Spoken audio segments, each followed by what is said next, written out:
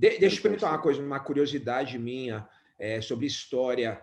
Você falou por cima, mas eu queria saber como que começou e quando começou a alfaiataria alta costura no Brasil masculina, né? Que eu acho que é isso que você faz, né? E quem que trouxe isso, esse tipo de coisa? Cara, veio de Portugal, não precisa falar. Uhum, É uma das profissões mais antigas no mundo, né? E que você ter, o pessoal da alta sociedade tinha um alfaiate. Na verdade, o homem lá atrás ele se vestia sozinho, ele costurava para ele mesmo. Só que ele uhum, viu que ele precisava de uma estrutura para construir a própria roupa, que sozinho ele não ia conseguir fazer. E aí começou a uhum. surgir os alfaiates, que cortava, que entendia de tecido, e começou a se especializar Isso e na começou Europa. Você estava falando de Europa. na Europa, na Europa. Aí Tá, veio para o Brasil junto com os portugueses e também tá. vestia só a alta sociedade. Aham. Então, cara, desde que o Brasil é Brasil, existe a profissão de alfaiate. De Você pega a alfaiate. década de 50 aqui em São Paulo, Demian, Uhum. ali na 24 de março, Barão de Itapetininga, tem Aham. a galeria dos alfaiates. Tinham Uhum. 300 alfaiates lá, 300 Eu alfaiates. imagino que as pessoas usavam muito mais terno também, né, no dia a dia, né? Muito. O clima também favorecia na época, né? Era mais frio um pouco, né? Era mais frio. O homem tinha tinha mais tempo para ir ao alfaiate, fazer as provas. Uhum. Tudo está voltando hoje, né? É um ciclo, né? Eu sinto que, coincidentemente, uns 15 anos para cá, que a Camargo Alfaiataria completou 15 anos, a gente fez até Uhum. essa live aqui, ó, É, sábado. verdade. Você mandou um vídeo para mim, aliás, Aham. arrecadamos uma boa grana para o Hospital de Que Amor. bom. Que bom. Mas eu sinto que o homem está reciclando, o homem está voltando a essa história de se vestir, de procurar um alfaiate. Da Camargo Alfaiataria já saíram umas 7 alfaiatarias. Pô, eu acho sensacional. Até hoje, uma cliente que saiu daqui, fez um orçamento ali, aqui, tá, eu falei, essa pessoa trabalhou comigo. Ele falou, você não fica bravo? Ou você não se incomoda de passar o ofício para a pessoa e a pessoa abrir? De jeito nenhum. É igual você se Claro que não, é o incomodar legado, né? de um aluno seu pegar a faixa preta e montar uma academia. Pô, desde que exista Claro. um respeito, uma ética, eu acho que você vai se tornando cada vez mais uma referência, né? Com Então, graças a certeza. Deus, a história da alfaiataria está voltando de uma maneira mais moderna, uma maneira mais confortável, mais gostosa, que eu acho que isso vai refletir para muita coisa lá na frente na cultura de moda brasileira.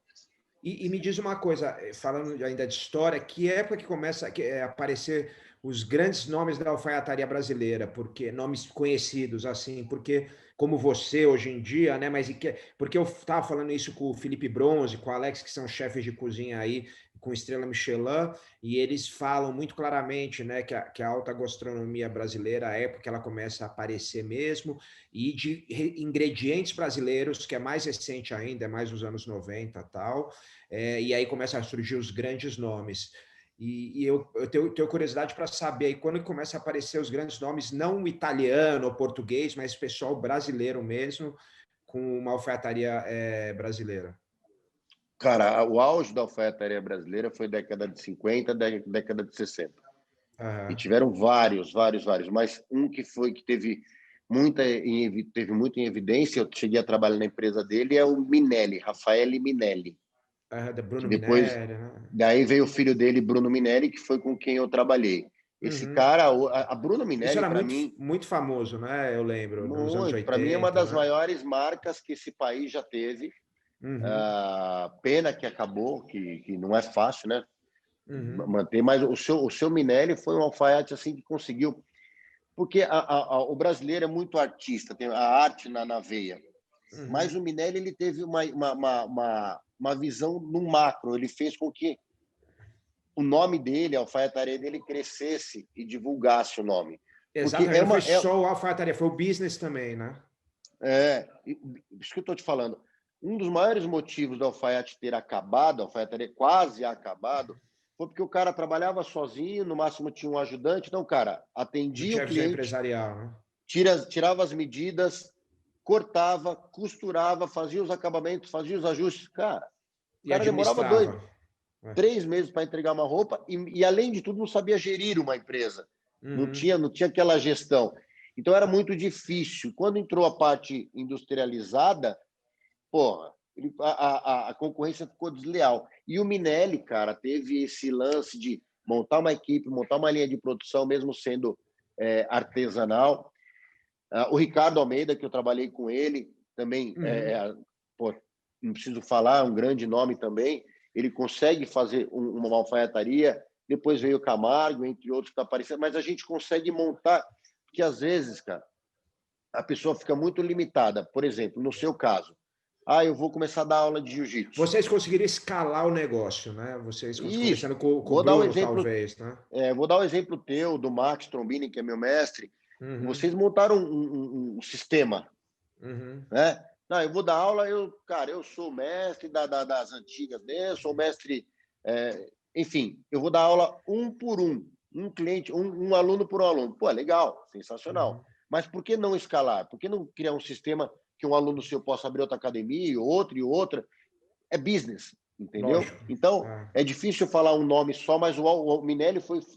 a gente precisa dessas pessoas, desses empreendedores, para fazer como que fez. Cara, nós tivemos uma época muito ruim do jiu-jitsu aqui em São Paulo, principalmente em Rio de Janeiro, que todo mundo achava que era um esporte de marginal, que todo mundo queria bater em todo mundo. Você lembra disso, não lembra? Lógico. Aí veio... Lógico, foi quando eu comecei a treinar.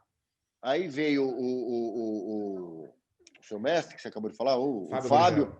Fábio Gurgel, que começou a aumentar. Hoje é uma das maiores equipes. O Max também, a MXT está crescendo cada vez mais, aí Minotauro. Enfim, cara, e criou uma nova cara para o jiu-jitsu que está sendo sensacional. Abu Dhabi tem escola para o jiu-jitsu, não é isso? Tem, todas têm jiu-jitsu. Olha o que aconteceu. Então, a minha ideia na alfaiataria, modéstia à parte, eu também me tornei um nome na alfaiataria, é porque eu quero divulgar. E acabei de falar para você esse ofício. Pô, qual o problema de ter saído 7 alfaiatarias? Eu quero que saia 30 alfaiatarias daqui, você está entendendo? E que esse ofício seja cada vez mais respeitado.